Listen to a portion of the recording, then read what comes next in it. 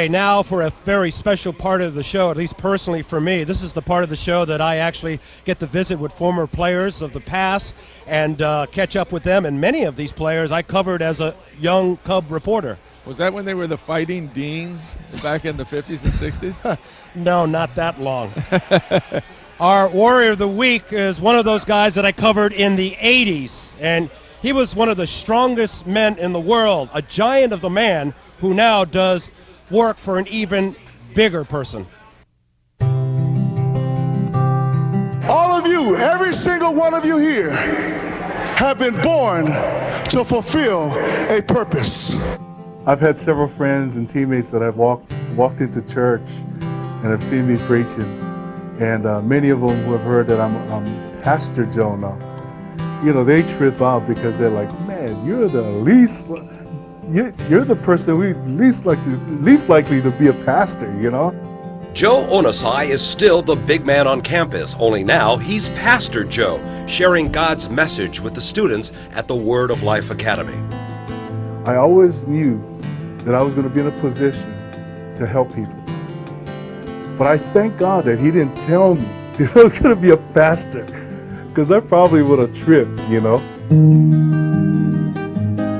Onosai was an all-star running back for Pac-5, but turned offensive lineman at the University of Hawaii. In 1983, Onosai traveled to Air Force as a freshman. Figuring he wouldn't play, he overate during the pregame meal. You know, we warming up and I'm feeling dizzy the whole time. Anyway, game time starts and our starting guard, Don Crichton, in our first series, gets hurt.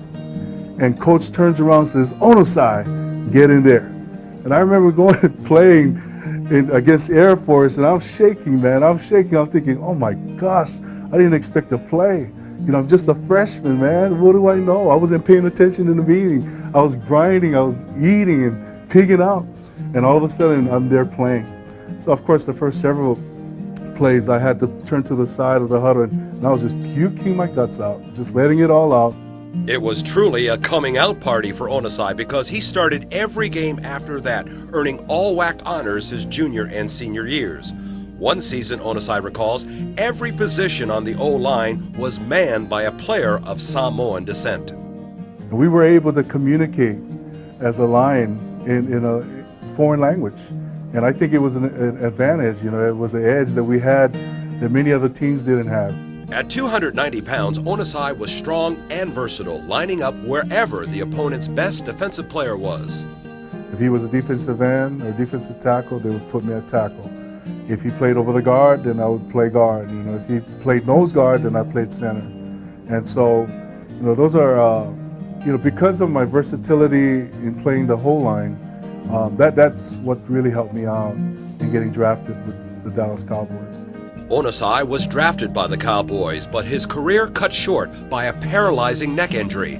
His future was bleak. The doctor says you're always going to be partially paralyzed. You're never going to recover from this. And you know, I guess, you know, when you're a Rainbow Warrior, you don't tell us that you cannot do something, you know. And so I guess for me, I just had to fight to get stronger. Onosai defied medical science. He not only got strong, but became the strongest power lifter in the United States, winning 2 national titles and joined television's World's Strongest Man competition. For 10 years, I traveled all over the world competing with the strongest of men, challenging myself to go past my limits, you know, and strength, and to be able to, you know, pull 30, 40,000 pound trucks and trains and lifting hundreds of pounds over your head, carrying boulders from one place to another.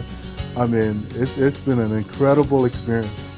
After his strong-arming days, Onosai turned to the ministry where he formed a group called Men of War, former gang members and drug addicts who entertained high schoolers by breaking bricks and then telling them about the perils and pitfalls of drugs and alcohol.